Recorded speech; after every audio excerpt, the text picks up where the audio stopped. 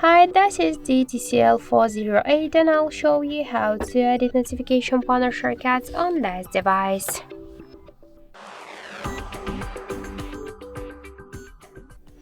So open first the control panel and here you will see all of the available options. If you want to add here some options or remove some of them or just to change their positions, we should tap here to this edit icon and here you will see this down section with invisible options.